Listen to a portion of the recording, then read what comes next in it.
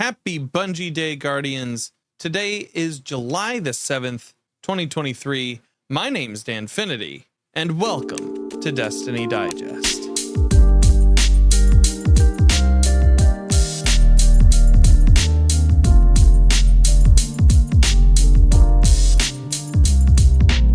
Welcome to another week of Destiny News, Guardians. I hope everybody out there was able to get their wicked implements this week. That is the exotic scout rifle that you're able to get from the deep dive activity, that kind of side tangential room with the timed bit at the end. That's one of the biggest events that happened this week. If you've yet to get it, Sunday I'll be live from 9 a.m. to 5 p.m. helping Guardians with all sorts of PvE activities over on my Twitch page, twitch.tv/Danfinity. While I'm on the topic of self-promotion, I'll just go ahead and say this. So I think it's fairly evident now that Twitter's pretty much a trash fire, right? Like I think that a lot of people understand that. There's not really any meaningful growth on the platform that I've seen, at least. Maybe it's different for other creators, but I haven't seen any meaningful growth in new people coming in for quite some time on Twitter. And I have a feeling that that is mainly because of the leadership there. We won't go too far into that, but a couple new platforms that you can find me on. You can find me on Threads. That is Meta's alternative to Twitter that just came out on Wednesday. You can also find me on Blue Sky. I'm already trying to get my invites so that I can give them to other creators in the Destiny 2 space so that they can then seed their communities and everything. This whole situation is a mess, and it probably could have been easily avoided. But as a creator, I have to go where you guys can find me. But if you're like, Dan, I don't want to go to new social media. I don't want to go to Threads. I don't want to go to Blue Sky. I don't want to go to Twitter ever. Discord.gg/Danfinity. That's where you can find me without any algorithms. That's where you can find a very helpful and warm and welcoming community there. Discord.gg/Danfinity. One of the perks of being in the Discord server, if you're a subscriber, so if you help support the show monetarily, you get bonus content from Destiny Digest, such as an extended version of the interview that we have today with Irrezolut. Dude was awesome to have on the show. Somebody that I've kind of like floated around in circles, but never really had the chance to talk to in depth. And I think that you're going to hear a really, really passionate conversation about art, about Destiny, about your health, about the community. I think it's a really solid conversation, and it was hard for me to edit down to just an hour and a half. So if you want to listen to the full thing there, make sure to subscribe on Discord or Twitch or over on the Coffee. That's coffee.com/Danfinity. If you're helping to keep the lights on, you get extra stuff. It's the least I could do. One last thing before we get into the news that is kind of tangential to the news. We are raising money for the Bungie Foundation through the Bungie Day Giving Festival. From now until July 23rd, I'm going to include my link there. My community has already raised $600 out of the goal of 1,000. So if we hit that, then I have to delete all my glaives. And then maybe we'll do a stretch goal down the line. Maybe I don't know, a Year of Titan during the final shape. That could be on the horizon. I don't know. We'll see. But enough about me. What about the news? Well, this week at Destiny was kind of late. We did find out that they are doing 5 fishing derbies throughout the day, with winners getting digital prizes such as emblems, as well as emotes and ghosts from all of the past Bungie Day Foundation celebrations. Ritual playlists now give double loot through July 11th. Iron Banner will return on July 11th with the game mode Fortress. And there is a community vote on an ornament for Witherhoard that I believe is created by a community artist. The meat of this week didn't really come from the TWID, but it did come from the Season 21 mid-season tuning blog written by former Destiny Massive Breakdowns host Mercules. In it, we find out that pulse rifles will be getting around a 10% reduction in auto-aim angle at 0 aim assist. Lightweight bows, such as the Tyranny of Heaven, Lunalata 4B, and the Tripwire Canary, will receive increased fixed damage fall-off starting at a distance of 25 meters, increased fixed damage fall off end at 45 meters and increased accuracy at around 10%. The Shayura's Wrath submachine gun gets an improvement to ADS reticle. Lightweight shotguns like the Wastelander M5, the Xenoclast 4, and the 7th Seraph CQC-12 will receive reduced spread angle of outer horizontal pellets by 15%. The Graviton Lance will see an increased PvE damage by 67%. The Catalyst Aim Assist will be removed, and we will also see a reduction in the Cosmology explosions by 40% against players, while in PvE we will see that damage unchanged. The No Time to Explain will get a reduced range stat by 10. The Fighting Lion will have its Catalyst perk fixed because it wasn't applying the buff to kinetic and power weapons. The weapon perk Gutshot Sight will see an auto aim penalty reduction of 37.5%. Slick Draw will see a reduced auto aim penalty by 33%. Target Lock, which will mainly be unchanged in PvE, will see a 15% reduction of max damage versus players. Now, this mid-season tuning may seem a little light, but that's because they are aiming at Season 22 having a bigger overhaul, noting that in Season 22, hand cannons get several PvE-focused buffs, Sword Guard gets a rework, we will see tuning for Lemonarch, and buffs for the Touch of Malice. The Bipod, Envious Assassin, and Under-Over perks will all see changes as well. In Season 23, which they're currently working on, we will see changes to glaives to make them more useful without making them annoying. Those are the big changes here in Destiny 2. Now enjoy this interview with Irrezolut. Irrezolut, sir, welcome to Destiny Digest. Thank you. We've totally just began talking just now. Yeah, it wasn't a whole half hour. Burning up billable hours. No, not billable hours. Billable hours. I'm just playing. That's right. I send every guest a bill. Invoice. Hi, man. Thank you for being on the show. Yeah, that's great. Slides note across table. That's great. We recorded for an hour and 20, and that's going to break down into this. It's like going to a therapist. No joke. They kick you out before an hour. They're yeah, like, no. We are closing in. No, I let it ride. I'm like, oh baby, oh, this sweet money. Got him. Yeah, 2 hours. Let's go. Yeah. It's like lawyer version where it's like the minute you go past 12 minutes, it's like that's an hour. Oh, it starts comparing. Whole ass hour. You baby. But dude, it's like the low end of rounding up. Well, dude, thank you so much for coming on the show. Yeah, and thanks for being here. I'm happy to be here. So why don't you tell the folks at home a little about who you are, a little about what you do on the internet, a little about what you make in the Destiny community? Yeah, so I am a painter, mostly. Pigment smearer and pixel arranger. The pixel arranger part I do less, but I still do a little bit of stuff for Guardians Mental Health and a few other people. But I paint mostly weapons and armor, and also some characters and like sometimes scenes or like other things from Destiny. I paint stuff from other video games too, a lot of them. And like sci-fi stuff, fantasy stuff, like Lord of the Rings and Star Wars and Halo and Final Fantasy stuff. And I'm like once again at a point where like branching out is not only a good idea, but also like something that I'm like really keen to do because there's been just these like incredibly visually impressive games and films recently and shows even like in some of the Star Wars stuff, like the Vision stuff is just like, I need to make more Star Wars stuff so it can look like that so I can get to my level to like, because that stuff is amazing. And then like Spider-Verse. Yeah.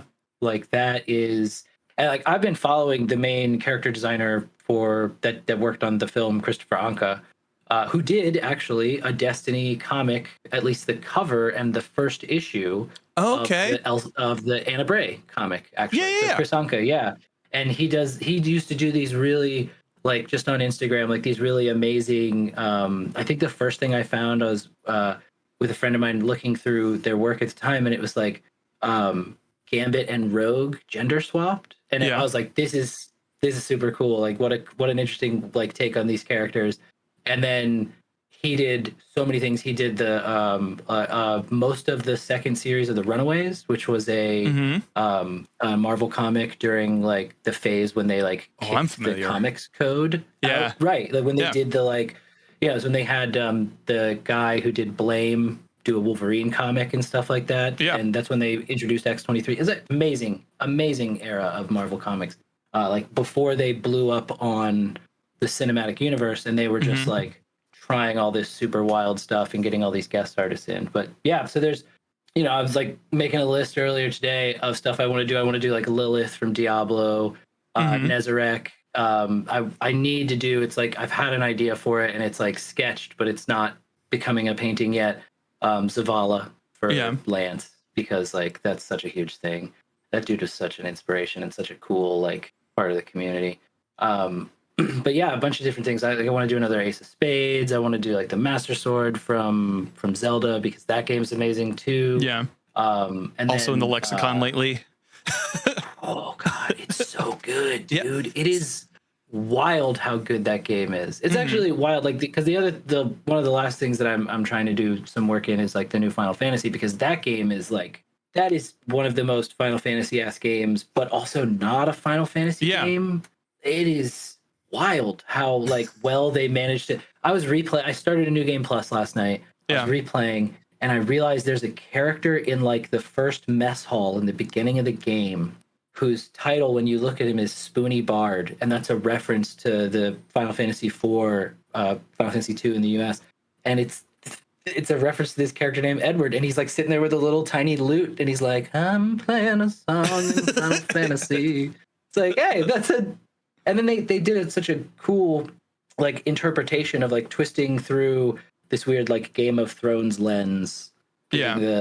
But there's just so many amazing visuals in that too that I'm looking at, like making a list. I'm just like thinking of like what scenes, and I've got a ton of stuff I've got to pull off my PS5 just to like look at it again and be like, all right, what was this scene? Like, who's this character? Do I want to do a painting of them? Because it's always like really fun to do the heroes, but then the villains usually have such like crazy intricate designs. It's like same thing in Destiny. I've done paintings of like the Witness and Rolk, and it's just like there's so much cool stuff. I love working off of these things. It's also fun because it has a really good like catch for people to resonate with.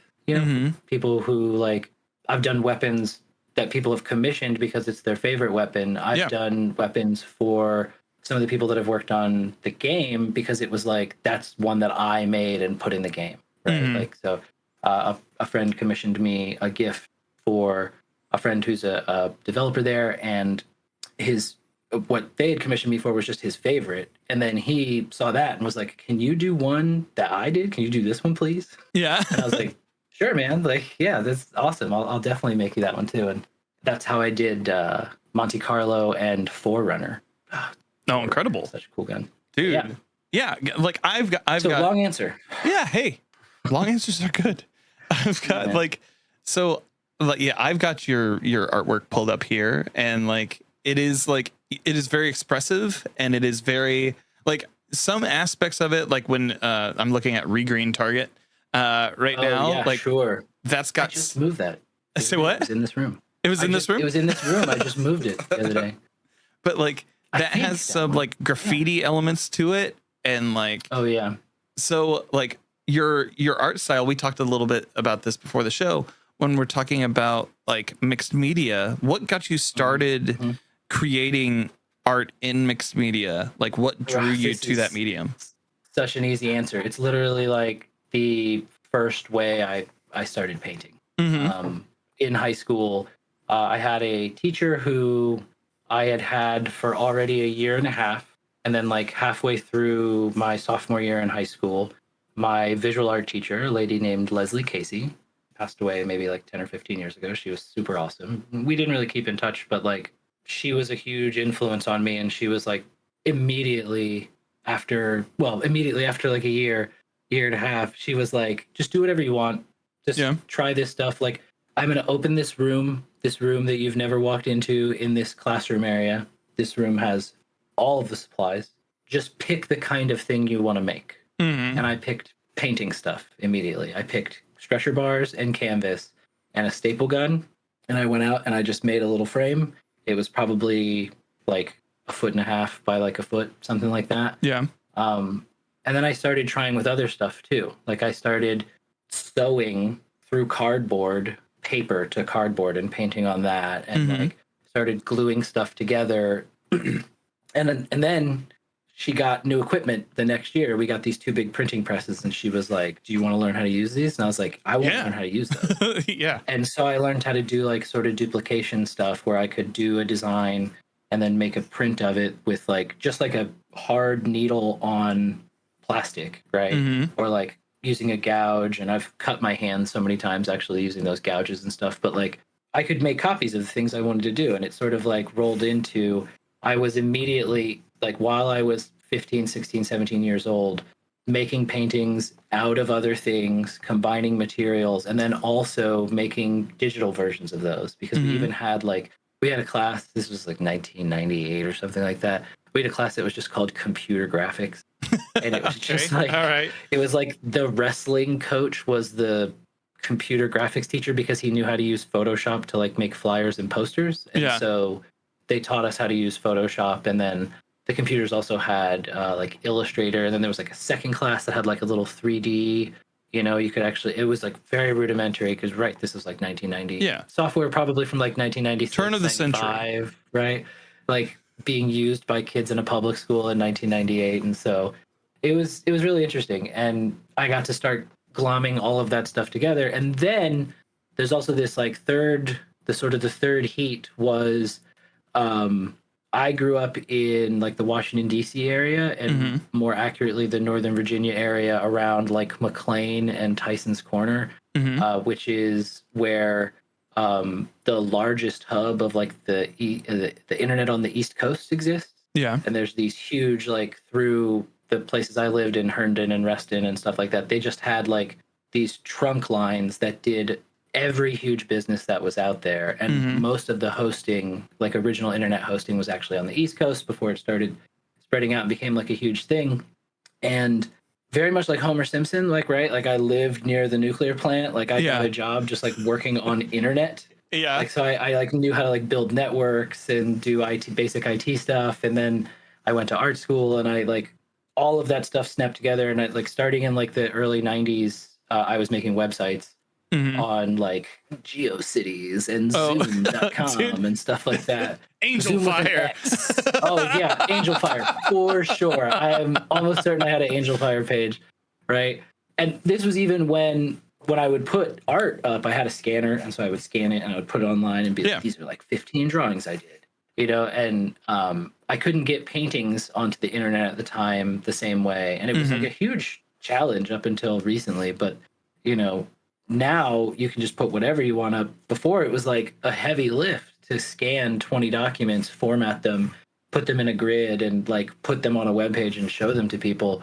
And I was doing that when it was like brand new. And I was actually just telling my partner this story the other day where like they had showed me their high school graduation photo, which was like the one that you take at the end of the summer before the school year starts, where they have like a backdrop, but they have like a costume that you put on basically. Okay. Right. And I don't know if your school did this, but like both of ours did apparently. Like mine did. Theirs and mine. As far as I know. Yeah. And there was this like session where, well, there was like 2,000 kids graduating from, or maybe it was like 2,000 kids in my school at the time, and like 700 kids graduating the year I graduated. And so like all of the yearbook pictures are like dudes wearing a fake suit and ladies wearing a fake like shoulderless dress. And Orchid was showing me theirs, and it was like, I was like, that's like the same company. Like I know that was in California and I was in like Virginia, but like same MO. Yeah. And I remembered like that year I had been putting like all summer, I had been putting so much stuff on the internet. I had tried making music, digital music. I had tried making like other kinds of digital art, putting it all online. And like one of the most popular like girls in school was that we had, her last name started with an M, mine started with an N. We were like, we had pictures on the same day. And it was definitely like, how's your summer been? It's like, oh yeah, it's been great. I've been making a lot of websites. And like, websites, huh? It's like, I should look at those. It's like, yeah, here's the address. And it was like long as shit. It was it's like zoom.com/res2501/index.htm. And I'm like, you'll definitely look at this, won't you? Sure. Probably not. Yeah. No. After she got past like the second / she was done. Not even. It's like it was wild though, because like there were like everyone at my school used like AIM and ICQ. Well, not everyone. Yeah. A lot of people. Yeah. For whatever it's worth. Like the internet was like everybody had internet service, even in the 90s. Yeah. The first times I ever played online games was like through dial-up, basically. Like this. But yeah, like so I did fine art painting, then I did printmaking, then I did internet stuff, and then I've just been for years and years smushing all those together for a long time part-time, and now mostly full-time / while in recovery, basically. Although recovered mainly, but like you know. So it's been kind of wild. Like the last couple of years I've been basically doing commission design and video game art full-time. But I would say that for like literally a year of the last 2+ years, I've been like either completely stopped on work because of like mental health, or then I guess it was physical health starting in this past like December, but it was also an incredible like mental health challenge, but it was primarily the physical thing that drove it. Right. And I don't want to beat around the bush. Like maybe people who are listening already know what I'm talking about, or we've primed the pump elsewise, but like I got diagnosed with kidney cancer in the end of December of 2022, and it took 6 months to get like treatment. Yeah. But I got treatment, and they cut it all out, and it hadn't spread. That's good. And it was like they're considering me cancer free, so it was like incredible. Yeah, but it was like this whole thing for a very long time, and now it feels very strange because now I feel like I'm like awake again, or like 10 times more conscious than I was, because I'm not like carrying around this load every day of like, holy shit, how bad is this? Is this going to affect me for the rest of my life? Does this mean that do I have like a close expiration date? Like, what the hell is this thing? And it was like incredibly unknown for 6 whole months. And then now it's like a whole anchor, just like I was carrying it and I was just able to kind of just like chuck it and be like, oh, cool, I'm done. Yeah. Next. And I had been struggling to keep things moving during that time, and I had also been lining some stuff up. So I had some goals, like I was telling you before we started that like the show. I did I did a painting class, which was only like 4 sessions, but it was still like a pretty big deal. And I'm working on stuff for GCX, which is I'm finally going back after going there for like 2 years straight back in 2018, 2019. With everything that has happened and with everything that was going on with me, it just never really got a chance. And they were like hella gracious, and they basically gave me a booth for free this year. Incredible. Primarily because I paid for like the last 2 and didn't go. So like, no, you're good. Booth for you. So like I'm going to that, and I have some buddies that are going to that too. And I'll see you there. I'm going to be there. Oh, yeah. Heck yeah. And like Jonesy's going, and there's already been a bunch of people who've listed off, and I know there's like friends that I basically haven't seen in like going on 4 years now. A pandemic will do that to you. Is like the big thing about that, unfortunately. And we even tried to do like digital stuff with them, like artists as well. We tried to make this like virtual artist alley thing, and I think it helped a lot of people that year. But it was also like they were trying to do a digital thing, and we tried to like piggyback, and then their thing didn't really work, and such a tumultuous time. Like, I know it's not like over. You know, I had a doctor while going through this whole cancer thing kind of explained to me that like the term post-COVID doesn't necessarily mean that COVID is over, but like this is just the world after COVID has happened. Yeah. Like, right. And like, I'm probably still going to be, because I have like follow-ups and stuff to do. So I'm probably still going to be wearing a mask. Yeah. Right. And having to explain to some people like cancer. That's sorry, but also cancer. Like, I'm not going to take a risk.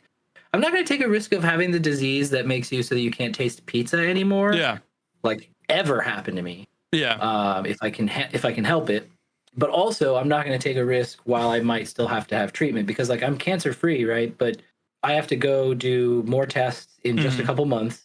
It will be 4 months after the surgery, but it's like 2.5 months out from, like, it's a weird schedule. Like they've got me set up and I've got to do other like online stuff, and then I have to go get scanned myself. It's a whole, but it's like, right, this stretches for like another 6 months of basically treatment without having like hard treatment of like surgeries or drugs or anything. Like they have me on monitoring, right? Yeah. And then it's like once a year for 5 more years. Yeah. And to make sure that it doesn't spread. And so, yeah, like, so how in all of this, you've kind of explained like how art has helped you push through this difficult time in your life, and like that, like your career is, I mean, like technically, like you're going all the way to 1998. Your career's technically gone like a quarter century. This is, this is why like a bunch of my copy on like my stickers and ad stuff I do is it's online since 1999. Yeah, is literally what I've been doing. I can't put a single web address and be like, this is the 30 one. 30 years. No, it's not. Yeah. It's unfortunately, I had like a domain squatter for a minute. 50 like different website. Yeah, it's come on. But I have been online since 1999, like posting stuff. Probably a little earlier, actually, if we really want to get technical. But I think writing 9 Inch Nails facts, frequently asked questions in like 1996 probably doesn't count. I don't know, man. I don't know. I would put that on my resume. It's wild. It was like the first shit I did on the internet, where it was like writing things for text documents, like updating text documents and sending it back to an admin and having it posted to some website where it's like, yeah, you did fix all of the catalog numbers for all of the singles. Thanks. Thank you. Like, who's this 15-year-old that is going and like collating library and like record shop label numbers? It was important to you. Like, it was important. It's important to them down the line. Yeah. Like somewhere they've thought about that and been like, that's still somewhere. You know what? I don't even want to think about it. It's always on the internet, dude. The internet is forever. Machine having like 9 Inch Nails facts. I don't even remember what the address would have been. Like, I have to like find a way to look up things on the version of the internet from 1998. See if it's there. Just ask ChatGPT; it'll find it. So don't ask ChatGPT anything unless you're asking it to shut itself down. I can't do that, Dan. So we've talked about how art has kind of helped you in this. Like we've talked a little bit about the games that you've been playing, like with Final Fantasy 16 and like in Tears of the Kingdom. How has Destiny fit into all of this for you? Like, well, how are you feeling about the current iteration, the current year of Destiny, I guess is the better question. So first, a caveat, like right now feels very different than it did in March. When Lightfall came out in March, right? Lightfall came out like in March. Yeah. At least that's what my numbers tell me. Last day of February or something, right? February 28th. There was the ramp up in the hype up to February, and then like I've been watching. Yeah. So the thing about the podcast, I've been watching the numbers quite closely, because I'm like, it's not that there's like, this always happens, and this happened with PD, and this probably happens with every other podcast that you listen to about Destiny. It happens with like my posts on Twitter. It happens with internet. The internet get the is ramp like up. The people, you get the ramp up to the thing, and then how people engage that thing is how the rest of everything else attributed to that thing does. And so like you saw the wave up through February and this peak of February, and then like into May, like May is kind of like coming down. We're also seeing kind of like a new seasonal model with Season the Deep, and also like what I'm kind of attributing to, I think with Destiny, there's such a thing as June gloom. The same thing that you get on the West Coast is the same thing you get in Destiny, where it's probably going to be a low point because it's at the beginning of the summer and people are probably coming off of stuff. And we also have just an immense number of releases right now that are all piled up. Some of them weren't even supposed to come out in the last like 2 or 3 months. They were things that were supposed to come out 3 or 4 months ago, or like even a year or more ago, because Diablo 4? Many of these were projects that got pushed. Like the second Jedi Survivor game. Yeah. Jedi. What is Survivor's the new one, right? Yeah. Fallen Order was Fallen Order was first. That was like 3 or 4 months late, and it came out like right after the Destiny season swapped over. I feel like, and it was, there's always been something else to do, and there's always been something that's very new and shiny. Just because, that has nothing to do with what's being made in Destiny. The plans that they make for Destiny are ongoing and moving while those other things are being made, while those other things are getting delayed. I don't think Tears of the Kingdom got delayed. Yeah. I think they just took as long as they wanted. Like there's reporting that says that they basically worked for an extra 2 years on that game. Yeah. Just because they were like, we want it to be really good. Mm-hmm. And they knew that this was like, look how much, because they basically took everything from Breath of the Wild and like turned it up to 10 and was like, and then made you a game dev. Oh my God, it's so good. It's a very wild, creative place. Like I did not expect to feel that. I wasn't going to get it because I was on a pretty limited budget at the time. And then I saw what people were doing with it. And there was this like, I had ages ago put a bunch of like the Super Nintendo game stuff on that because I was like, this is like, if I have to stay in the hospital a bunch, I bet I can play through all these old NES games and it'll probably feel simple and good. I won't have to like pay a lot of attention. And then I was like, what if I don't like those? And Tears of the Kingdom came out, and I was like, what if I just spend a lot of time in the hospital? I better have something I can fall back on. But it also looked like it would scratch so many itches. Yeah. And it seems like it has culturally. And it blew me away in a way that I did not expect that game to.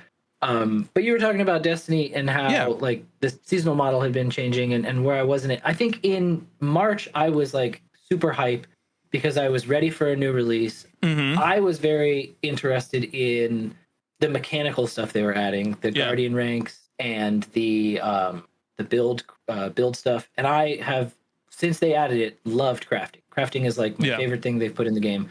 So I've been hype about pretty much everything they've been doing. I'm also finding like the older I get, the easier to please I am. Yeah. On like the entertainment front. Like if something is decent, I am usually like there for it. And if something is good or excellent, like I am very there for it. So like, it takes a fair amount of like actual sort of negative interaction with a game that I've like already picked, right? Yeah. To come to. The last game this happened to me was like the most recent Borderlands. I think it was 3. Three. Yeah. Where there was no slider for like the dialogue. Yeah. You couldn't like turn down the dialogue without turning down. You couldn't turn down the barks and the shouting in the game without like turning down all of the dialogue. Yeah. And then you're sitting there listening to like every time you took tick damage, you're screaming. So it's like right there in your audio, you can hear the screaming. And then all of the enemies would like run at you and scream. And so it's like this Doppler effect of like you're just like, constantly getting yelled at. Yeah. And I'm like, I don't like this. I'm not going to play this game all the way through. And also like the first villains were super annoying. And I was like, no thanks. I will say with that one, if you play the DLC, it did get better. Like with each DLC, I think that. And the Tina's stuff is always really good because Ashley Birch is incredible. Yeah. And has done so many cool things. Like I remember my buddy showing me like early on, and I still show this to people. The Legend of Zelda. What did she say? What is the one she says? Oh, I was about to say Tears of the Kingdom in that voice, but that's obviously not what it was. Ocarina of Time. And it's the one where she's just like sitting on the couch, or it's like a leather chair, and like emoting along to the music in the game and stuff. And I'm just like, man, and now you're like on TV shows and stuff too. Yeah. Like, being there in the early internet, you see all these people like Childish Gambino, who was just like a dude who did like an old like pre Funny or Die, the stuff he did, which a lot of you cannot say out loud, like the comedy that Donald Glover did in the 90s and early 2000s. But like, watching those people come up through that has been kind of amazing. And like, there's always been really good stuff. But Destiny has always had this hook in me since I got it.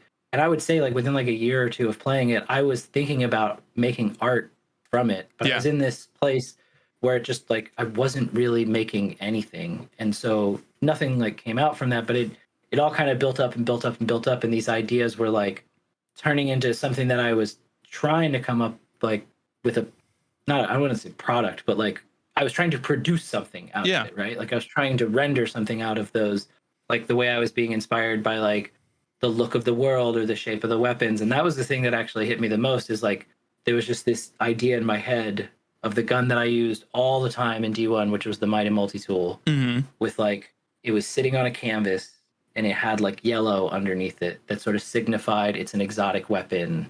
And then it was just like an intricate side-on, which I figured out now is actually called a thing, like this side-on view. I'm totally blanking on the name. Not the best thing to bring up if you're going to blank on the name. So it goes. Orthography. It's Orthography. called orthography. It's an orthographic view. It's when you take a 3D object and you make it like a 2D planar thing, and then you just like diagram. You know, it's done for a lot of stuff. It's done for like manuals. It's done CAD. for, so there's, yeah, exactly. Like it's the lines. It's the like simplistic view of it. And where I would get all of my stuff from originally was from viewers that you could take the model, rip the model out and like look at it. And I would get all like the sort of exact like details that you don't necessarily see when you're like, and now you can, you know, it's Spin the thing around. Spin it in the game. Yeah. And you can like look, I get really great pictures because I have an ultra wide monitor and I can see the whole of almost every single model like inside the game. It's great. But yeah, like it hooked into me and I just started making stuff that was like the things in the game that I was excited about, and other people were too. And I figured it out pretty acutely. I had stopped working IT in 2018, in like April of 2018. And then Broman was on DCP and was like, yeah, man, last year we like all the artists totally sold out at Artist Alley. This year we still have some open spaces. And I was like, okay, I'm in. It's like, I gotta do this. I had made nothing yet. Right. I sent them an email and was like, hey, how much are booths? And like, what do y'all need to see to know if I'm in? And I got something back from, I believe it was Omni Waffle at the time, Alex. And he's like, yeah, man, just like show me what you got, what you've made. And it costs, I think it was like $200. It was like $150 or something. It was at the Tampa one. Right? Yeah. And it's sort of like that. Like I hung up the call and I turned around and I painted 3 paintings. It was like, these are the ones I have. And it was like 3 days. It was like 2 or 3 days. I was like, I have to get him something back before the end of the week. Yeah. I have to have something done. And it was like, I had at the time just enough savings to float through a few months of trying this out. But I was also still like applying to, this is when I still lived in Virginia as well. So it's like, it was a lot. But I made Ace, Sunshot, and Mida, and like had 3/4 of the way finished Gemini Jester, what am I saying? Jade Rabbit with the Gemini Jester ornament on it. But I had like started doing my own stuff on it. So it was my symbols and references to anime shit. Yeah. Which that gun is kind of a reference to an anime anyway. It's kind of a reference to Akira and like the bike with all the stickers on it, right? Which is also just a vibe for a kind of design now because of Akira, basically. And because of the way teenager stickers, whatever, 70s even, like people putting stuff on toolboxes, people putting stuff on things that, you know, that sort of aesthetic of like splattered with like extra symbols and stickers. I do it with my desk. Every time I get a sticker, it goes on the frame of the desk. I'm gonna have to send you a bunch of stickers for that. Would love to. My merch thing. But yeah, like the whole thing, I was like so into the vibe of it, and I had played so much Halo that Destiny was this thing that like I picked it up and I was like, oh, the dude with the cape's cool. I'm gonna be the dude with the cape. And then I played it and I was like, I don't know how to do this. This is weird. And I was like looking at the box, I was like, that man looks like Master Chief. That man right there with the helmet looks like Master Chief. I wonder if it plays like Master Chief. And I played as a Titan. I was like, that plays like Master Chief. Right. And so I was like, I figured it out. I figured out the dynamic. And then at the time I was living in a little art studio with a buddy. And what we ended up doing was like, I was like, I'm going to be the hunter. You can play the Titan. I already started it. You can do whatever you want on it. And you can start that third one. I don't even care. And then we realized that like a bunch of the loot pool stuff was not unique. It was like shared amongst the account. And I was like, dog, Alan, I guess that means we have to get a second Xbox so that we can play together. And we had this huge projector in the band rehearsal area of our studio. Because it was like a visual art studio and a band rehearsal space. And I was like, I'm just going to hook this other Xbox up to the thing and we're just going to go and see if it works. And I would sit there in the rehearsal space when there were no rehearsals, just like play an Xbox on a recliner. And he was like, 30, 40 feet off to the side Yeah. on a TV. We both had headsets on, and we were like trying to find thirds to do Nightfalls and shit. And I was like falling in love with like Plan C, the way that this weird gun looked and felt, and like it was a completely different universe. And for some, like I had in my head for years going to game shops being like, where is the sci-fi game that is like laser guns? It's also like guns. Yeah. And then Destiny comes out, and it was just like Halo was sort of that, and I was always trying to scratch that itch, but there was, you know, those releases were, unless you were like a PvP guy, and I wasn't, like, it was, you know, every couple of years, Halo game, play a campaign, you're done. And then Destiny came out, and it was like I hadn't been playing any MMOs for a while, but I had always liked dabbling in them. Played WoW, played Final Fantasy 11, played was a free one. I want to say it started with a G. It was pretty cool. Gamma still plays it, I think. Guild something? Guild something? Wars? Guild Wars, that game. Played that for a while with an old roommate, you know? And then Destiny just had these hooks that made me want to do other stuff. It made me want to play with like design ideas. It made me want to play with the art idea and the like fine art thing.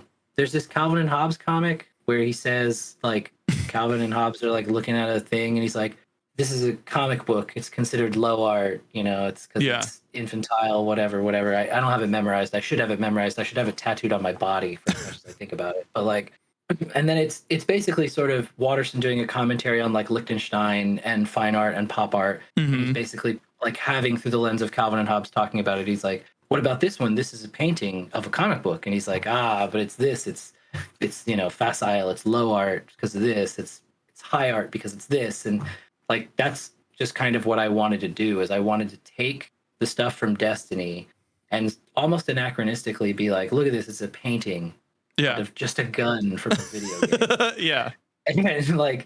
And then people were into it, like really into it. And they were into it starting with when I started going to, it was Guardian Con at the time. And I've taken other jobs. I haven't done only full-time art since then, but I found a spot where people were both interested in this thing, and it was like generating a little bit of buzz, a little bit of hype and business. And then it also let me do other stuff. That's when I started doing design work for Guardians Mental Health. And the big thing that we do now together is these mental health kits, which are kind of like, think of like a health kit in a video game. Like Joe, the founder, Average Joe, he came up with like, well, let's do like one of those that we can give out at conventions. And because of the pandemic, we turned that into, we have a digital version of it, and we have like a mail version of it.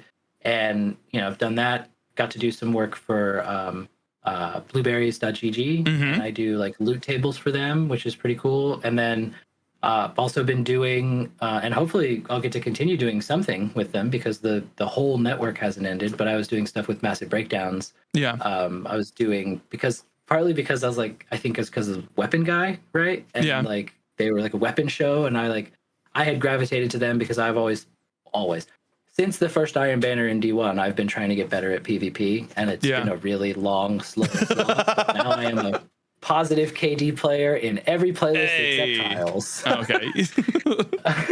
So like, but yeah, it was like having all these little outlets that came as a part of it, and having places where like the audience grew a little bit, or, you know, the chance to work with someone that I really liked grew. It was like, it's been really fun. And I know that Destiny is in kind of a weird space, and like social media is in a very weird space, but I'm really hopeful that especially over the next month or two, we'll get another spot where you're talking about where it'll ramp up, because they're going to start their hype train.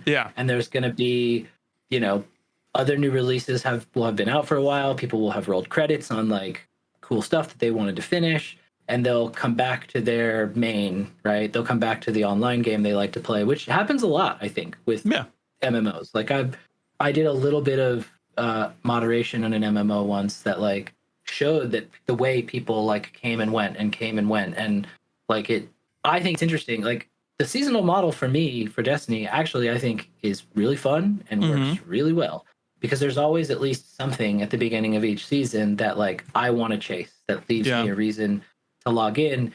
And I also do a little bit of like an LFG server and helps for things. I don't do it very often, certainly not as often as folks like you who stream it pretty consistently. But like, you know, especially when new stuff comes out, there's always a spike where people are like, we get 5, 10, 15 people who want to do different things. And we have, every time that has happened, like found a new small clutch of people who are like, oh shit, my clan stopped playing together. Yeah. I don't have enough people to do a Nightfall, let alone a raid. Or like, I don't get to do dungeons anymore because there's only ever 2 of us, and we try to duo them, but like we need a third. We don't like the LFG. We don't like the big LFG servers, like things like that. And that's always really hard. Yeah. You know, especially like this week, you have like the exotic scout that just dropped, right? So that'll be the thing to help with. Yeah. But yeah, continue. Sorry. And no, and it's like there's always something to learn. There's at least one like challenging piece of content or end game piece of content. And then I have groups of friends that I've played with over different periods of time, that some of them are people who want to do master. Like some of them are people who want to go for a Petra's run. And it's like, okay, we're going to try. We're going to at least go in and we're going to see what the master work, or what the master clear requires if we've got to do these challenges. Like, and there's, you know, also people who want seals and triumphs and stuff. Yeah. That, you know, that like, they're like, we're going to do an all arc run. And it's like, okay, I got to figure out a build. I got to put that together. I can save it. Yeah. And it's like, there's been so much. Before we were talking earlier, I was talking about how Crucible Radio was somewhere that I like spent time early on. And like, I learned how to do the fundamentals of Crucible from listening to those dudes talk about it and then looking at their videos and then being like, oh, this is what they're doing. Like, and then listening to Merc and Kit, I learned how to pick my loadout. I learned how to pick a build. And then watching Tony and like, I don't want to divert into that, but like there's a lot of things that like even folks like us can and should say about situations like absolutely with that. Don't like, be a racist piece of shit to anybody. That's the thing. Yes, exactly. It's fairly easy to say into the yeah. And it should be easy to do because like Tony is a cool motherfucker who makes cool shit, and like I learned how to put together my Ahamkara's build from like videos that he was doing way before people were out there being like, this is out of band and overpowered. It's like he was just like, because the thing I like about like folks like you, folks like Tony, Lego, Merc and Kit, what they were doing is you're leading with something that's about like growing the game, growing the community, like understanding the thing and being a part of it, or getting a chance to like be a part of like these clumps that come together as part of it. And like, I can't speak for the Massive Breakdown community, but a ton of those dudes, the sponsors, the people who have worked on like keeping that show online for ages, are people who reached out to me like right when I started doing work with them with Massive Breakdowns with Merc and Kit, and we're like, I want to commission you. I want you to do something for me. I want you to do something for my wife. I want you to do something about my dog. Like, these are people that were like very generous and very thoughtful. And then they came out in force when I had to be on Twitter to be like, yo, this doctor walked into this room and said I have cancer. Like those same people like came to my side and was like, we have something for you. We have work for you. We have money for you so you can feed yourself and your partner and keep the lights on, right? Like keep the pigment flowing was something I used to always say when I was banging the drum every week. But like, there's also shitty people in those communities. Yeah. Unfortunately. In my community and yours probably. I'm sure there's shitty people that like it's like a thing of the internet. Like you don't have any control over who engages with your stuff or who sees something in you. They are. Yeah. Right? Like sometimes they'll see you and they'll see something that reflects them and they're there for that piece of content or for that interaction or that reflection. Yeah. But they don't really show you who they are. And you can't know. And this is something that like when I did a little bit of moderation for an MMO, something that really resonated with what Lego said on the last episode of MVP was, or the penultimate, the most recent episode, was that like he had this experience where he was in a band where the front of the band was a black guy. Yeah. And he said that in the last 6 months of working on Massive Breakdowns, he experienced more racism than he did in that 8 years of working with that dude. And that's like, I worked in that arena. I worked in nightclubs. I worked in concert halls. I used to be in bands. And that's a pretty racist space too, to be quite honest. Like there's people there that is, but like the internet is someplace where it's always been ramped up. And when I was a moderator for this little MMO, it was only like 6,000 players, and I only did it for like a year, and I experienced more racism in that time than I did growing up in the South and having moved to Oregon, which is by and by basically one of the most like segregated states still, because it was like only the most recently that it actually like changed laws and shit. It's like wild. I had no idea before I moved here, and someone was explaining it to me. I was like, oh. The movie Green Room takes place in like the Pacific Northwest, and it is a horrifying film. And like I could have easily, I think, and maybe it's still in me some, and I have to figure out where it is and root it out. But like, I could have easily, having grown up in the South, come away a little racist piece of shit just because no one helped correct me or someone led me in the wrong path. Because that is another thing that happens too, is like actually people that have these twisted ideas and like completely detached from reality, where they continue to like make other people racist by like shoving their opinions out there, is like, that could have happened to me easily. Yeah. But it didn't. And it's like, I could not point out one thing that said why, but it probably was working with folks in different places in DC and all different parts of Virginia, and then moving out here, working on farms and stuff, is like, you just don't like, unless you're some sort of like asshole that's fixated on it, it doesn't do anything. Like, people are just people. And it's so, like, every single person I've ever met that was like just an asshole was just an asshole, like, regardless. And then there was never a point where it was just like, oh, that person's brown, so they're an asshole. It's like, no, what? No. How would that even, like, this is not a logical thing that people do. And then if you realize, if you're clever enough, open enough, like looking enough, like awake enough, you notice it and you knock it down. Empathetic enough. Don't let it be a part of you. Yeah. You know? And so it just, it bums me to see, but it's like, it is exactly as Lego was saying on that episode. I've experienced the same thing. Not in that I had a, you know, specific example he had, but that volume of like racist or shitty or toxic, overtly toxic behavior was just there. And that's in the Destiny community. And I know they try to root it out. And I constantly use my emblems and my trans mats to like, I want someone to get mad because I want them to bail. I was saying this on Twitter like just a week ago, is like, maybe it negatively impacts the numbers, but I want y'all gone. Like, if you really say like, oh, they're supporting trans people or they're supporting gay people, I'm leaving. Fucking leave. Fine. Yeah. I'm done. I don't want your money around. Yeah. I want the space to be filled with people that I can feel safe around, that my friends can feel safe around, and that it like doesn't put up these walls on people that absolutely do not need to be there. And it, you know, there was a time when I stopped playing Destiny 1 because some of the people that I was around, including like really old friends from like high school, like middle school, high school era, was like, I can't be around you because this is not, you're not creating a good environment. Like, and it's, I can't ever see this group growing outside of like this friend group because your behavior puts up an impediment. Yeah. And that's why like over time, I've been lucky enough to find some people to make a little community with. And we have this little server called Terminus Combat Network that was designed, even the name was off of like, we know you don't have a whole clan anymore. We know you don't have a whole squad anymore. Like, come here. This is like the terminus. This is where everything connects.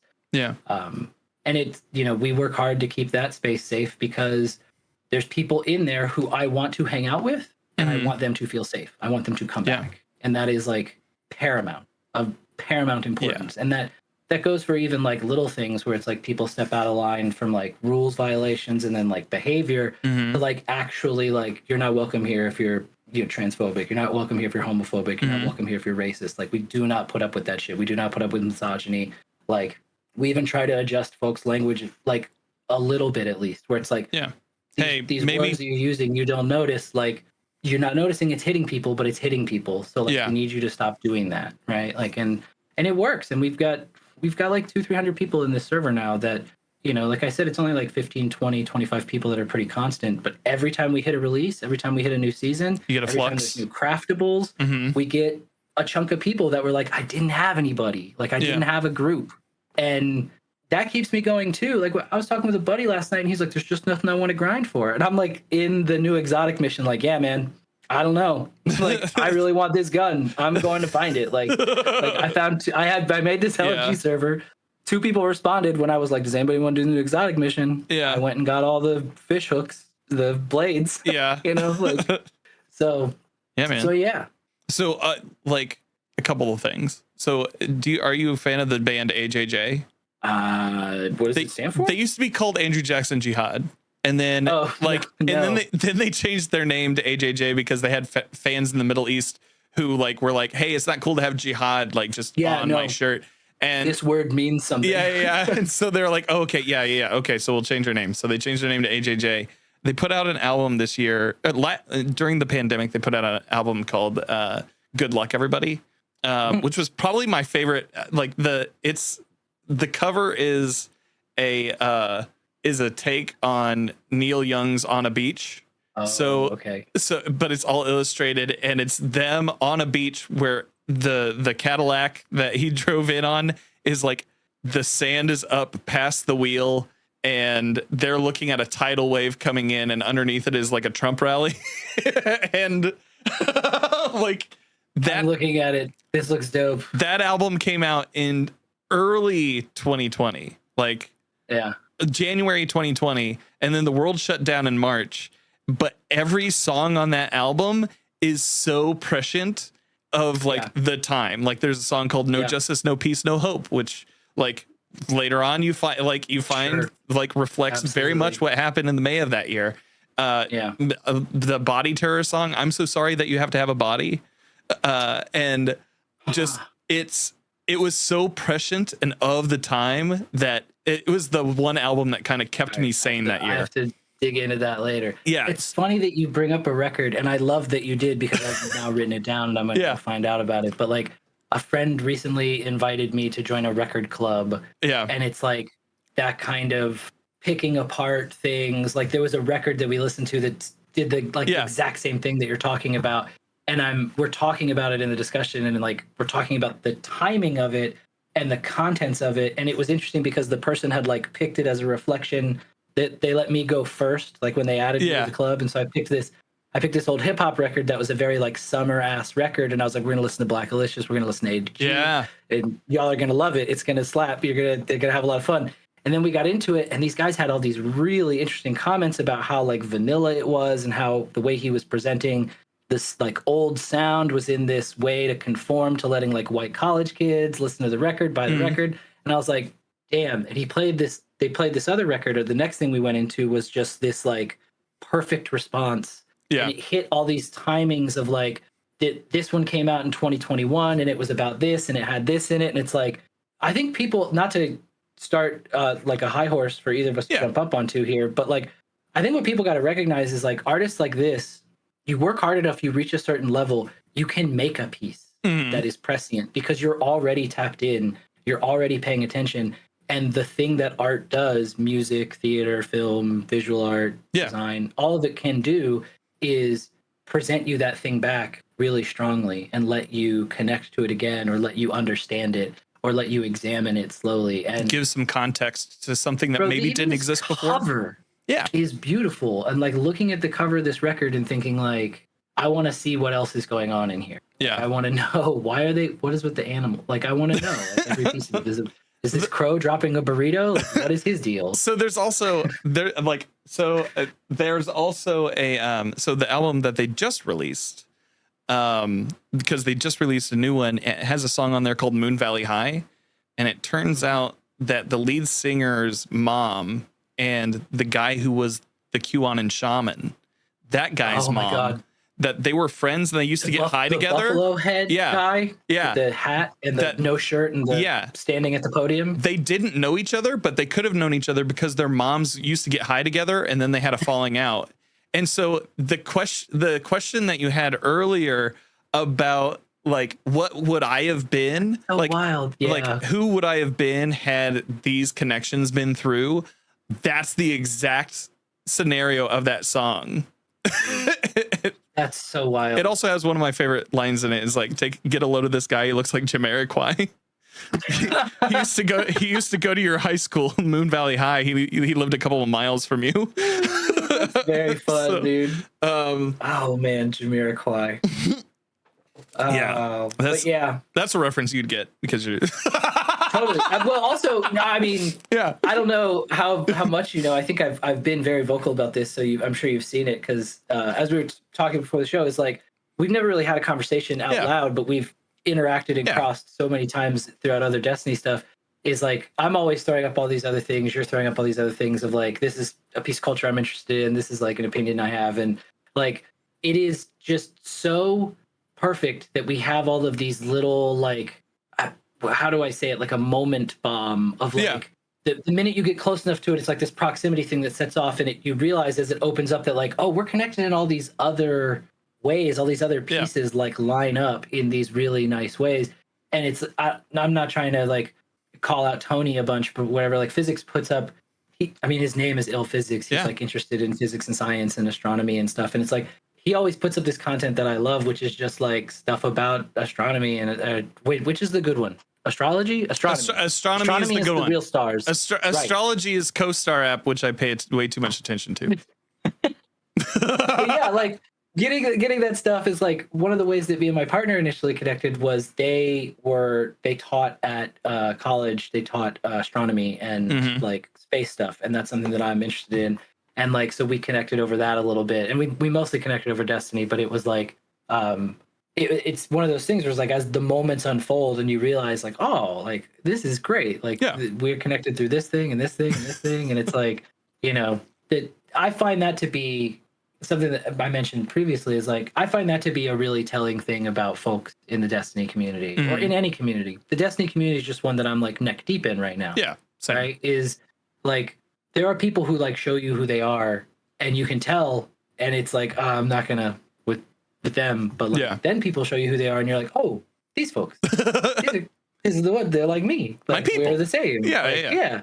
And it's not hard to find them. I recognize that it's a different sort of level of difficulty for different people, neurodivergency and whatnot, for like actually connecting with folks, especially online, especially with like that medium. You were saying before, like you get nervous about starting these sometimes. Like I don't get nervous about these conversations like at all. Yeah. I don't get nervous about meeting someone online at all, because to me it's like so much of the pressure is just lopped off. Like a lot of the in-person stuff, like I'm in the middle of like having dealt with this cancer thing, also trying to get figured out like what is with my brain? Yeah. What's this thing been doing for 42 years, 41 years? Like, and it's something that working with Guardians Mental Health and doing stuff, especially over the last like 3 or 4 years, really trying to get into like, okay, what is my head doing? Yeah. And is it something that other people's heads are doing? And then it sort of cracked open wide this understanding of like, oh shit, other people's brains are doing worse. Yeah. Like it is making them feel bad a lot. And I am like, I'm fighting that tooth and nail and getting past it most of the time. But like some people get through halfway through the fight and they're like, I'm just done. I can't get all the way through this. Right. So it's been a big thing that's like really, I think, changed my perspective in the way I think about being online and being around people. And like, it's like I was talking about, I know I'm kind of rambly and we've gone in 15 directions, but like this is perfect. This is fine.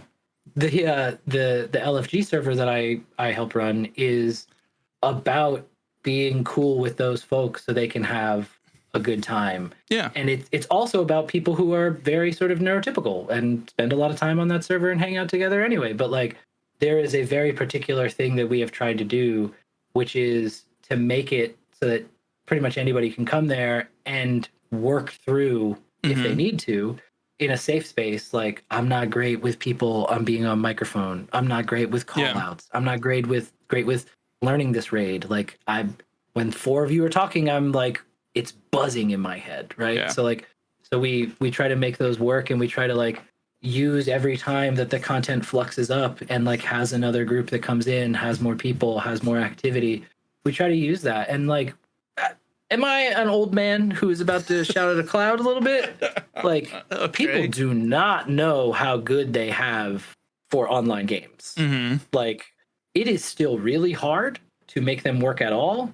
It is still exceptionally hard to make them work all of the time. And a little bit of downtime, like this Destiny downtime has been not great. I know it's especially bad when there's people who rely on like content creation and it's like sort of a constant cyclical thing. But and like, that's like so much better than it has been in the past. Like, and that it might be in the future. And it's rough. But go ahead. You were going to say about. Oh, I was just going to say like, there's a lot, like I make a big point of saying that I'm an atypical player. Like I'm somebody who plays a lot. I play for fun and profit.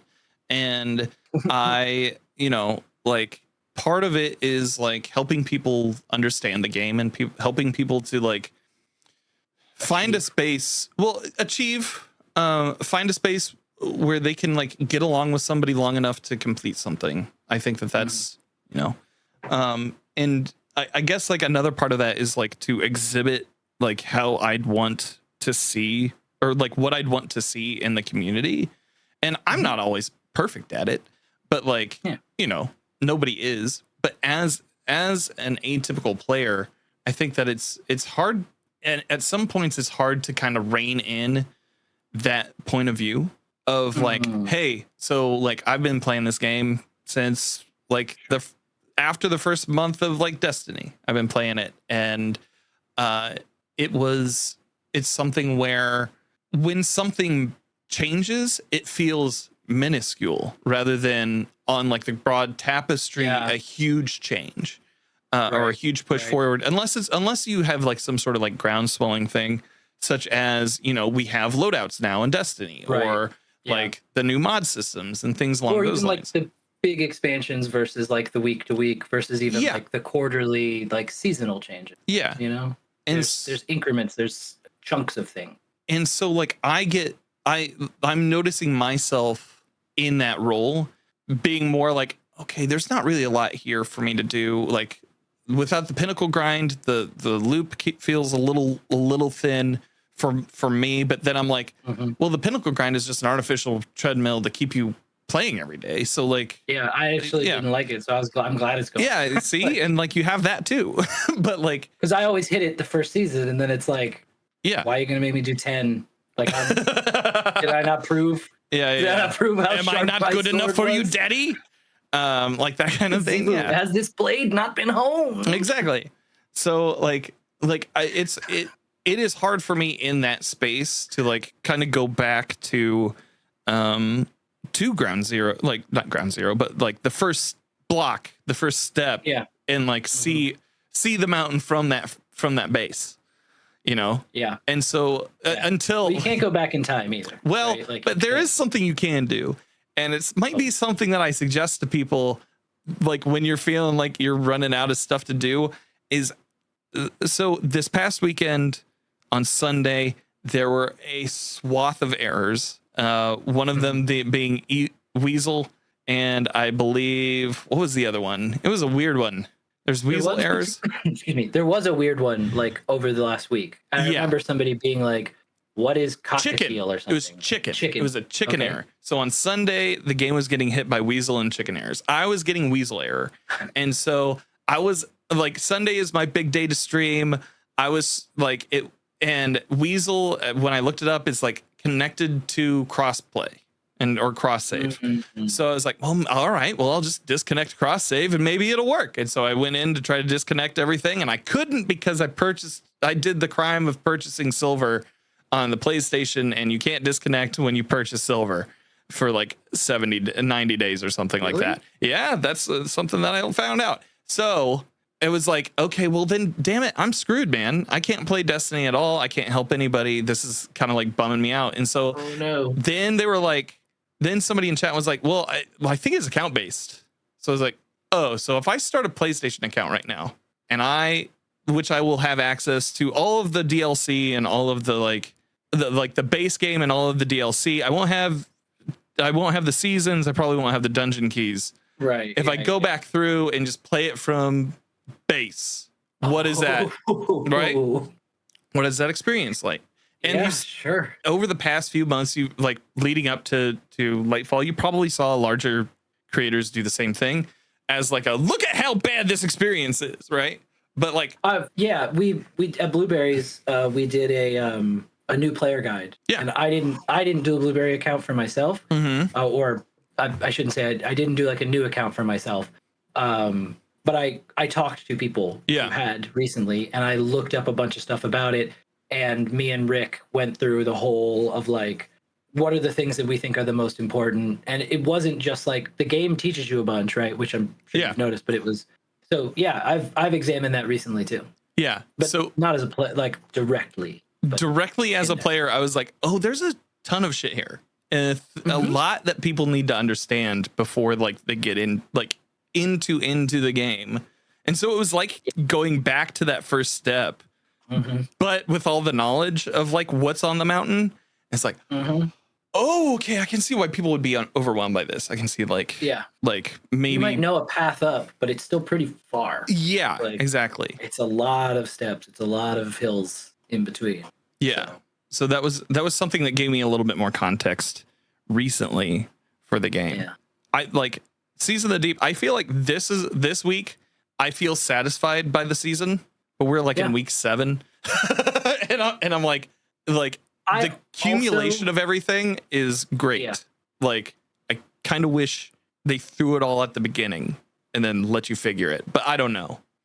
There's always going to be something that I think they've tried to work on that is basically an impossible problem to solve, is like the FOMO, like what are you doing this week, yada yada. Like I hear what you're saying, because like I definitely, even with having sort of like accidentally had to take a break for like 3 weeks because I couldn't really play consistently leading up to, I was distracted by a bunch of other things. Yeah. You had cancer. Like, well, you know, one of the things that I do the most in Destiny is stuff when someone else needs help. Yeah. Or like when the LFG server pops up and someone's like, hey, we're doing this. We want to play this mode for a while. And I'm always there trying to like jump in and help people. But like the distraction, the illness, the distraction of that, plus like other stuff coming out, plus like knowing that every day I had a certain amount of stuff I had to do, like especially in the couple of weeks leading up to the surgeries I had, and then recovering from that and like not being able to sit up in a chair and like use mouse and keyboard. This is gonna sound so like elitist or whatever, but like I basically can't play without mouse and keyboard anymore. If I try to play with a controller, I feel it just feels wrong. Like one of the only things I can do is if there's like a really dedicated Sparrow section to something, I'll plug in my I play other games with a controller, but just Destiny has become like hardwired. I have like, you just invalidated everything you said. It is like this mouse has a certain number of buttons on it. Yeah. And my rotation in the game is based on knowing which muscle memory pops off on this.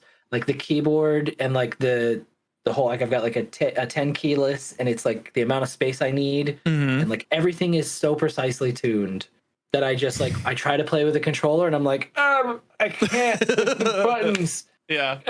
Aiming? What's aiming? Bullets everywhere. And just like equip autos and machine guns and just like spray and pray. But like, no, I couldn't really properly play, and it wasn't comfortable to try to sit at my desk and play. And Diablo had come out, and I was like, oh, I can lean back and recline all the way and just sit here and play. And that game with a controller is a different experience than it was when I played the other ones when they were mouse and keyboard only. And then I went and I was house sitting for a friend out in the mountains for like a week and a half, and I didn't really have good internet there. I logged in to do like one mission because I wanted to see the cutscene and everything. And he plays Destiny sometimes, so like, it was on his PC anyway. So I just like logged in his machine and like downloaded update, and it let me get all the way through. But like I basically didn't touch it for like the last 3.5 weeks or so, and then I came back the last couple of days doing different things with people. We did some GMs, we did the new mission last night, and like I still have stuff to tick off, right? Like I still have a little bit of the deep dive to do, like the just hitting the top ranks and stuff. I have a little bit of the Neomuna quest with all the answers, all the tapes. And Orchid and I have been doing some of those together, and they've been like telling me more of the lore stuff, because they make fun of me all the time because I listen to the show every once in a while, and I don't actually pay attention to the lore. Yeah. Like as detailed as, you know, Orchid and everybody else that does. Yeah. And then so like we'll be having a conversation at dinner time, and it'll be like, you don't even pay attention to that part. And I'm like, yes, but I did read this one thing. Like, you know. But then we'll do those missions together, and they're really fun. So I have these like ways to stay connected to it. And something that I've found over time is that like I don't want to burn all of the seasonal content right away. Like I want to slow burn it. And so I'm maybe a little bit different, a little bit easier to please in that way, where it's like I will happily go spend like an hour or two just grinding some random thing with a friend who says they want help, and not even chase down the stuff that I actually want from this season, from this week, from this expansion, until it's like, okay, now I want it, and I'm gonna go spend some time on it, and maybe it's a session tonight, a session tomorrow, and like, or 2 or 3 times this week, or 2 or 3 times over the next 2 weeks, and then I get to do a thing. And I've built up this, done this work on this LFG server that I play on all the time, and it's like, okay, well, I have friends there that may have already figured out how to do it. They might help me, Yeah. Or I might just be able to say like, hey, how does this work? And then go solo it and hang and talk with someone in chat. Yeah. And then a lot of us just like playing PvP together. So that's like, Yeah. PvP is basically infinite grind. And none of the folks that I play with are so top of the crop that it's like, Painful. we have a bad time. Yeah. Right. We're like all pretty middle of the road players. Like I'm like a 1.3, 1.4. We've got people that are like 2-ish sometimes, but never really much higher. Right. Like, so we've got folks that we play with on a regular basis. And we even like, we've done like Halo customs and like all sorts of other PvP stuff that we like together. What's it called? Modern Warfare, the new COD, which was very decent. You know, the multiplayer in that, aside from some of the audience. Yeah. People say Destiny's bad, but yeah, I don't think they know yeah how bad it is in some of these other games. But like, you know, there's always a little bit of something to chew on, and I'm never disappointed in it. And not to say, like, I know I was kind of making this point earlier, but not to say that it's like, in my day when it was shitty, I slurped it down. Like, but you kind of did. Like, there was a lot of bad games that were just like, cool, this one's good enough. And then like something that is as good as Destiny, even with the critiques that people can have, even with the technical issues, it's like, this is still a far cry better than so many experiences that I've had over the years that I do not have it in me to be mad, to be vitriolic about how it's going. And my tiny 1 year's worth of working in the games industry on the smallest project with the tiniest audience just showed me how hard it is. Having worked in tech before that, I know how hard it is to work on software. I know how hard it is to work on projects that are always online, that are like constantly interfacing with users. Like, I just can't be mad at it. And I can't, my frustration only ever comes from like the tiniest pieces of when like I probably spent too much time in a row doing it. If I had just taken a break, it wouldn't have felt the same way. But like, I spent like 3 hours trying to fish up all those exotics yesterday. But it was also like, at the time I was also just like in between things, like chucking stuff in the vault, checking it out, leveling up a red border weapon. So I always had like a little bit of a secondary goal of figuring out like, hey, how's this going? And then like, you earn a ton from that. Like I turning in all those fish. I probably got like 40 or 50 legendaries, a bunch of shards and prisms and exotics. Like I got enough to buy. Yeah, I got enough to buy another. What's the item that you can do the enhanced stuff in crafting with, the red golf ball? You're gonna make cores that you use. I just engage with the system. I don't know what the systems are named. Yeah, I know that like they increased some of the requirements on some of the crafting, which is like, it actually feels properly balanced now. Like the amount of stuff that I have to spend to have a weapon that's that good. Like, okay, it balances out the kind of similar amount of time where it's like, if you're even moderately lucky, you're getting a really good like 5 of 5 roll or whatever, right? Yeah. You can craft something that's your specific 5 of 5. Yeah. And there's a ton of weapons that are just like exactly what I want to craft. They're cool archetypes. They're things that I've done paintings of because they're like my favorites, right? Or they're like my specific favorites that I just keep working on. Like I've got 2 Rev Zeros, I've got 2 submissions, like specific PvP and PvE roles. I've done this for a bunch of things, and getting to sherp people through raids and things is you get the chance to be like, yeah, I've crafted everything in Val the Disciple already, like by the end of the season. And I'll jump back in because we did a bunch of farming when it was farmable, but I'll jump back into Last Wish again. And like learning that over was super fun. Like had gotten bad at it, had only ever completed it like 6 or 7 times, honestly. And then it's like going and farming and like learning mechanics and learning secrets and stuff is like, that became like another thing that I had in the repertoire. And it's just like, there's so many little angles and they're all satisfactory to me. And then I also get a huge kick out of like, oh, look, we're doing a cutscene with this character. Is this a character I want to paint? Like, is this like, does this item come out? Is this an item I want to paint? Like I was looking at the new scout rifle last night and just thinking like, this one's pretty cool. And it just came out. Like, if I even do like a little watercolor of it, like that could be something I could take to GCX and that profile view, because someone, it's such a, and the ornament, it's very unique. Is so cool looking. It's very different. It has like almost the architectural elements from the Witch Queen campaign, but then also like the Vice and the like pyramid stuff that it's like, I mean, I was gushing about it last night while we were playing, but it's like such a unique design and such an interesting take.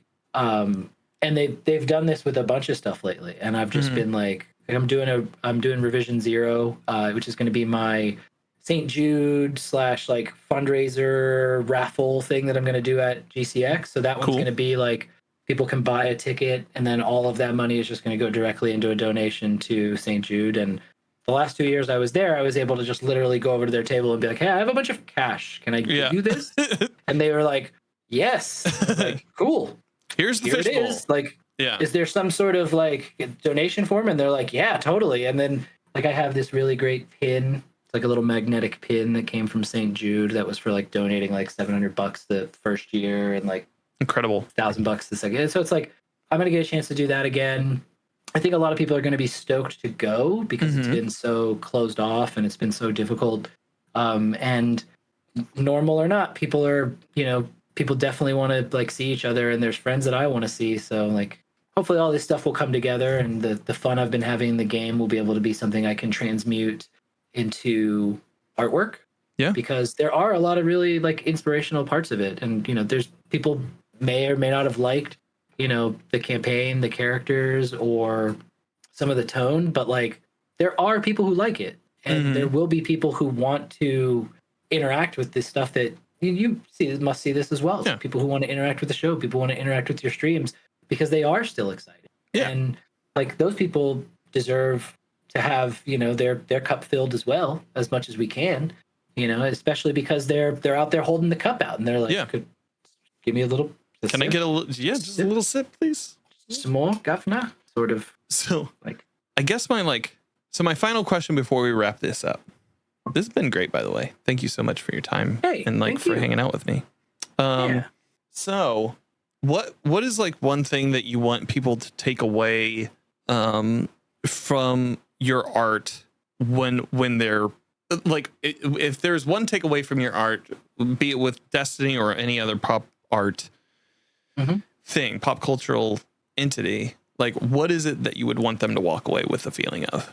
A good way to put that question, because stylistically I want people to notice like the density and the texture, and like I want someone to notice that it is a thing that they recognize, but like presented uniquely, presented through sort of my filter, my lens.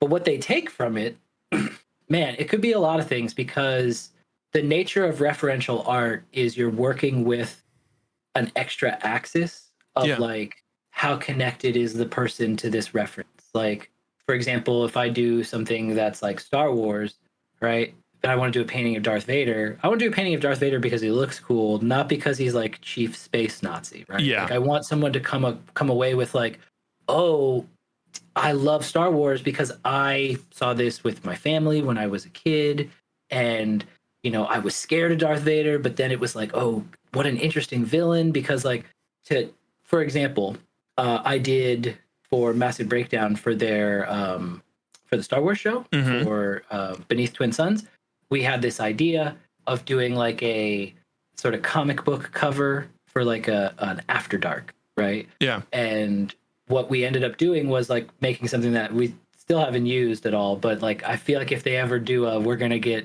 drunk and talk about Star Wars and like get really into it, it's going to be the cover image. Because what we ended up doing is like it's a cover image for the show, right? Yeah. Or it's like a promo image that can go out for like episodes of the Beneath Twin Suns After Dark. And the original went to Merc, and he was like so excited about it, and he was like so into it. But it's a picture of Darth Vader with like his helmet sliced open. Yeah. It's like it's a gruesome scene. And it's like, but he's talked about this on his show. Is like he came up with the prequel trilogy, not the original trilogy like I did, right? So I'm just like, I think I'm like 8 or 9 years older than him, honestly. I don't think I'm that much older than him, but it's like, it's enough that those were like the first Star Wars that he ever saw.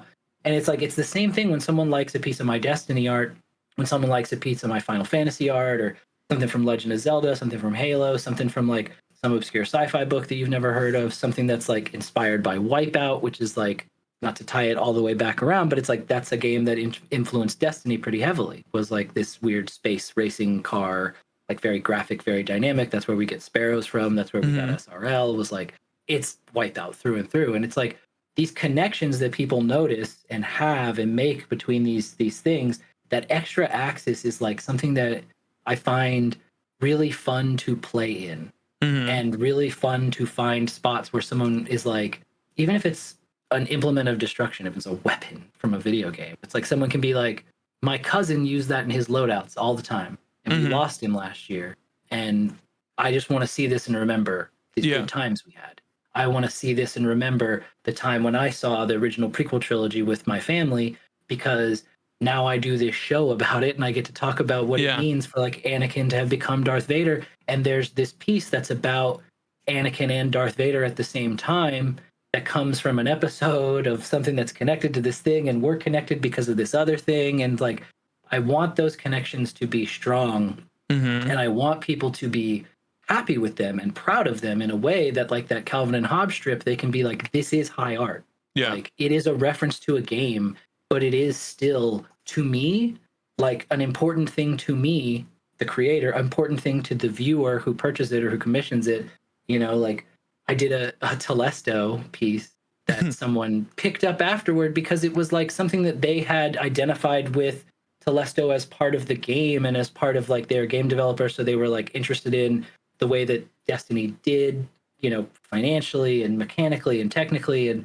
And like Telesto was this symbol of like, oh, this shit's real hard. Like, it's real hard to make this game. Like, even this one gun keeps breaking this game, you know? And it's like, so they were like so interested in that it became their favorite thing from the game. They used it all the time. And then they saw my painting and they were like, yes, that's it. I get it. Like, and it's because I had mixed in even concepts of the fact that the gun was like an error code problem, right? Like like a bug problem. I used this, like, the background was sort of a hodgepodge of the different versions of the Neon Genesis Evangelion, like error problem screens that pop up later in the season of each version of Ava. Like, so there's like 3 versions of Ava that are like, it's a different long conversation, but dude, like, that was in there. I watched it when it came out. Same, like, right? Like, on I think it, weird. no, I think it was like the most recent Netflix version of it. I think is the one that I saw. It's so good. That one, the 3.0 plus 4.0 home or whatever it's called. Like that one's it's. I haven't seen that one. I think that one's on Amazon. Oh, okay. I'll check that one out. Well, that one's the one. Yeah. That one's dope because it's. I'll tell you more about it later. But it's like the guy who did the most recent Godzilla. Oh, movie, dude, Shin Godzilla is the shit. Yeah. Yeah. It's like him, and that all of those connect, and it's this like wonderful thing. But yeah, like finding those spots. I mean, like a buddy of mine from ages ago we connected over anime and industrial music. Like, he purchased a painting of an Ava that I did that was like, he just liked it, and he knows me, and there's this, all those connections get like looped back together, and it becomes a piece that someone really enjoys. And I like thinking of the little pieces of things I've made being out there in people's homes and being like a part of their lives. And I've always wanted to paint paintings, and people want them because they have these things that they feel connected to, and that helps me keep doing this thing I love, and it helps keep giving me opportunities to do things with cool people that I like. And so it just becomes like this little web. And not to say that there isn't one piece and one answer to your question. It's a lot of pieces. It's a lot of tiny answers, but they are always creating this mesh that like allows me to sort of fall back into it and know like, oh, this is like, we are connected through this thing, and we are now connected through the piece that I've made for you. And it is a strong connection because of the things that you love and the things that bring you joy. And that is like so much more powerful than things that you hate, things that, you know, bring you anger. It's like, it's just always about getting to make a thing and hoping that someone will connect with it if it's something that I've come up with, or like making a thing and hoping that my interpretation is something that they will connect with because they've asked me to make it. Right. So so that long answer to small question. It works. Hey, I appreciate that, man. Thank you so much for the time, not only on that question, but also like for all your time today. It's been fun. This is really cool. Incredible time. It's been an incredible time. And we haven't talked all that much, but like, you know, it feels like I'm talking to an old friend, and that's the kind of conversation, you know. It really just goes to, I think, the fact that like you are who you are even online. It's this thing, I was talking about this on Twitter the other day, is like, we need to stop treating online and real life like they're separate things. Right. It's a fabric. It's part of the whole thing. And it's been easy talking to you because you are exactly who you are in the places I've seen you post yourself and the places I've seen you share who you are. Like, and we need more of that. We need more of that, like, kind of, not to say honesty, but just like genuineness. We need more of that, and I appreciate that. And that's why I even like wanted to even like reach out to you and be like, hey man, would you ever want to like chat on the show? Like, because your show's cool, and well, thanks. Like, you know, it's not sugarcoating. It's not like also just like beating down with all the salt. It's like a normal conversation. Real people have it. Put it out there. Yeah. Thank you so much. That's a huge compliment. Yeah, you're welcome. Yeah, So great with it, man. It's awesome. All right. Well, I'll send you the check then after this is over. Yeah, man. Well, sir, where can the fine folks at home find you on the internet? Oh, yeah, I'm Irrezolut everywhere. That's IRREZOLUT. So that's irrezolut.com. I'm at Irrezolut on socials. I am now, just like everybody else, working on where else am I that handle. It's like I gotta. We all got to do homework now. And yeah, I'm on co-host. I'm on Mastodon. I'm on, I think, Hive. Yeah. I'm still trying to get onto Blue Sky, but I'm on Tumblr. I'm on Instagram. I'm Irrezolut everywhere, so just search for that. Do you know your table number for GCX? A25, I think. A25? I think. Let me see. Gonna have to deal with keyboard sounds for a second. No, that's fine. Just in case, you never know if people listening are gonna be going. Oh, you know what is funny? I think someone messaged me about that, and I think that is like near the top of my list. Let me see. Booth. A25. A25. Yeah, Joe found it in the list. He already saw the list. I think it was in an email they sent me, but that is now buried under a small strata of other stuff. So yeah, A25, and I'm gonna be there fully both days. I have a buddy that's helping me run my booth. He's also a Destiny player, so we're gonna be able to chat with everybody. A couple of sort of clanmate LFG mates might swing through as well because they're Florida people. But that's rude. They're not Florida. They're just people who live in Florida. They're just people they're neither of them are Florida man. Yeah. They are just people who live in Florida. They're very cool. They're going to come by as well. And Guardians Mental Health will also be there.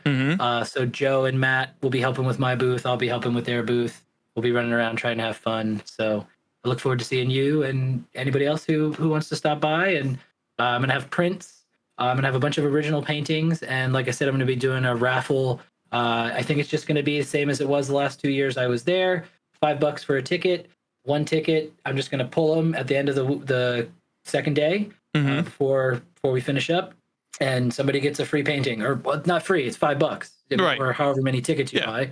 But all of that money will just go straight to St. Jude, which has been a really fun thing to do each year. And my late grandmother was also a big supporter of St. Jude. Even for her funerals, she had donations go there instead of flowers, sort of thing. So it's like my family has always done a little bit with that because she loved babies.